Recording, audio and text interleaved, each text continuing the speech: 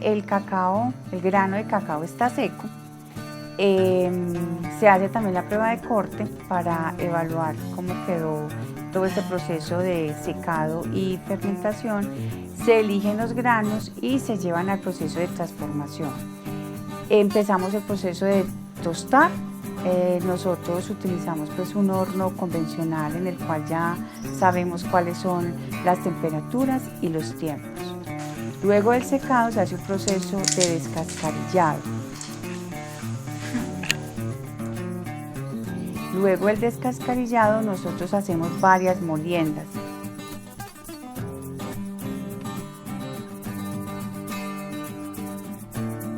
Y ya se hace el proceso de moldado, ya sea para hacer el cacao, para hacer las bebidas o para hacer las barras de cacao.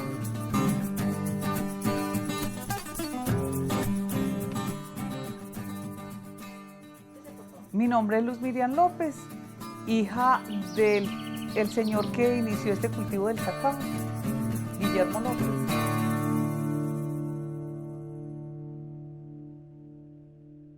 Mi papá, él mismo o los trabajadores o un trabajador, porque realmente recolectar el cacao no implica tener muchas personas, apilaban las mazorcas y nosotros veníamos y partíamos y sacábamos las almendras.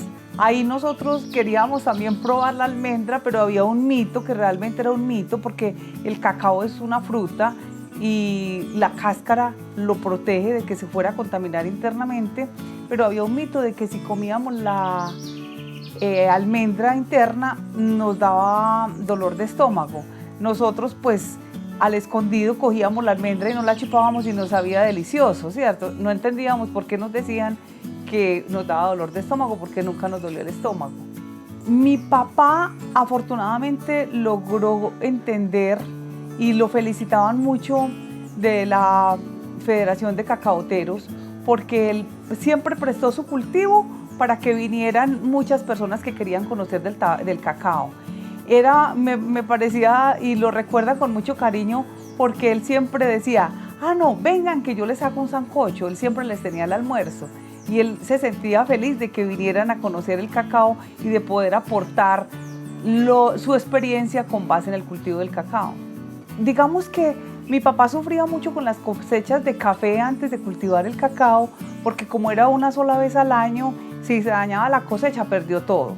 Entonces ya me gustaba ver a mi papá contento con el cacao, porque él decía que era una cuotica permanente, ¿cierto? Decía, el cacao es tan noble que da una cuotica permanente, y lo veíamos sonreír con su cacao porque siempre pensaba que se lo iban a comprar. Otra particularidad es que el cacao te lo compran muy fácil.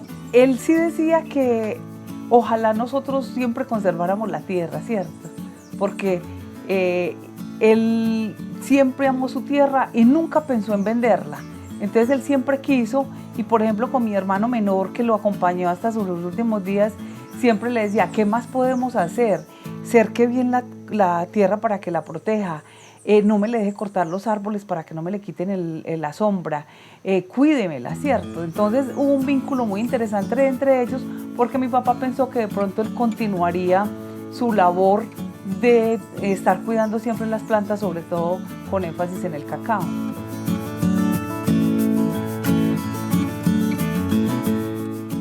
Somos una familia de 8 hijos, ninguno se quiso quedar en la finca, seguir como con la tradición del cacaocultor o del café o de las siembras que hay en la finca.